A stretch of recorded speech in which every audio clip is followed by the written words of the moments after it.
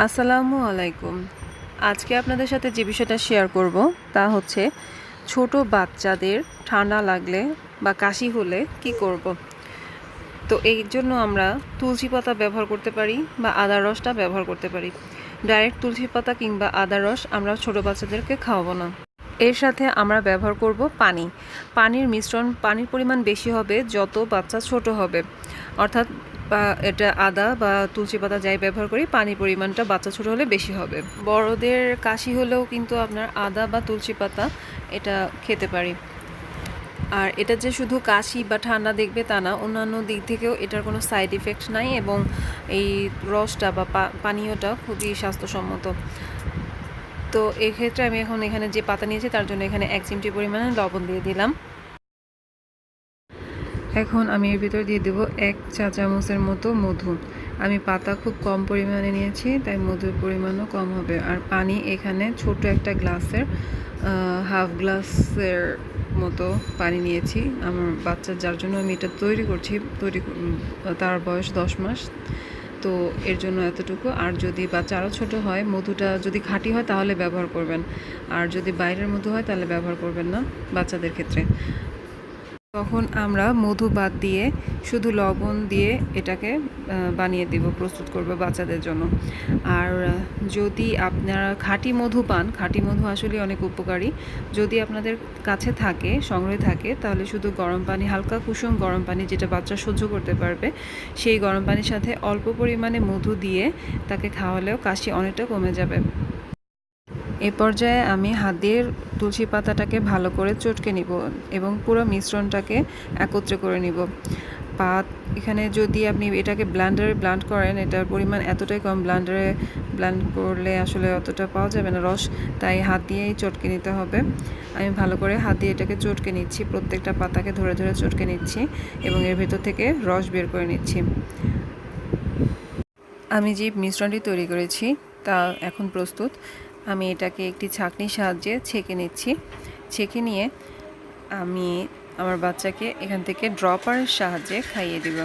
ড্রপারগুলো হচ্ছে ওষুধের যে ড্রপার থাকে, ওষুধের সাথে যে ড্রপার, সেই ড্রপারের সাহায্যে আমি এটা বাচ্চাকে খাইয়ে দিব অল্প অল্প করে।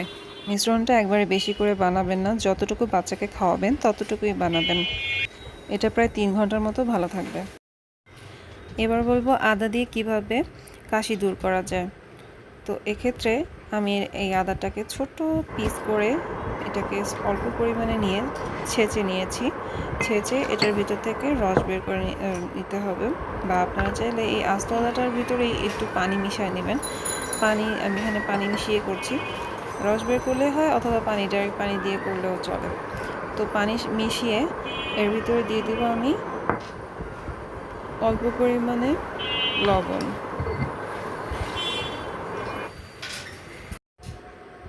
এখানে আমি আঙুলের মাথা করে অল্প পরিমাণে লবণ দিয়ে দিলাম। আর লবণটার ক্ষেত্রে আপনারা অবশ্যই টেস্টটার দিকে খেয়াল রাখবেন। আপনারা যে কোনো টেস্ট খাওয়াতে চাচ্ছেন বাচ্চাকে, সেই পরিমাণে লবণ দিয়ে দিবেন। কম বেশি লাগলে একটু বাড়িয়ে দেবেন। আমার একটু বেশি লেগেছে, তাই আমি একটু বাড়িয়ে দিয়েছি। এরপর যে আমি ড্রপার দিয়ে এটাকে একটু ভালো করে নেড়ে নিচ্ছি। নেড়ে একটু টেস্ট করে দেখবেন যে লবণটা ঠিক আছে কিনা। অতিরিক্ত লবণ দিবেন না, কম হালকা লবণ দিবেন। আর মধুর ক্ষেত্রে একই কথা, যদি আপনারা খাঁটি মধু পান তাহলেই ব্যবহার করবেন। বাইরের ভেজাল মধু খাইয়ে বাচ্চাকে আরও অসুস্থ করে ফেলবেন না। আদা যেহেতু একটি ঝাল জাতীয় খাবার, তাই এটা যখন দিবেন অবশ্যই আপনার আগে নিজে খেয়ে একটু টেস্ট করে নেবেন। একদম হালকা স্লাইট পরিমাণে যেন একটু ভাব থাকে, মানে হালকা ঝাল ঝাল হলে সমস্যা হবে না, কিন্তু বেশি যেন ঝাল না হয়, অবশ্যই সেদিকে খেয়াল রাখবেন। এর জন্য আপনারা চাইলে পানির পরিমাণ বাড়িয়ে দিতে পারেন। এরপর যে আমি দিয়ে দিলাম 1 টেবিল চামচের মতো মধু দিয়ে এটাকে আবার আমরা ভালো করে নাড়াচাড়া দিয়ে দেব। আমার মিশ্রণটি তৈরি হয়ে গেছে, তো আমি আবার এটাকে একটি ছাঁকনির সাহায্যে ছেঁকে নিচ্ছি। ছাঁকনির সাহায্যে ছেঁকে নিয়ে আমরা এটাকে বাচ্চাকে খাওয়াতে পারবো। এটাও প্রায় 3 ঘন্টার মতোই ভালো থাকবে।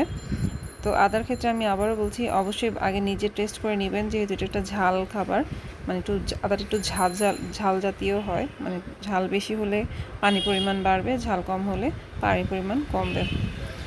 তো এই ছিল আজকের আমার টিপস বাচ্চাদের জন্য। আর এটা বড়রাও খেতে পারবেন, বড়দের ক্ষেত্রে একই কথা। অবশ্যই খাওয়ার আগে, বাচ্চাদের খাওয়ার আগে নিজে টেস্ট করবেন। সবাইকে ধন্যবাদ। সবাই সুস্থ থাকবেন, ভালো থাকবেন। আসসালামু আলাইকুম। Thank you for watching.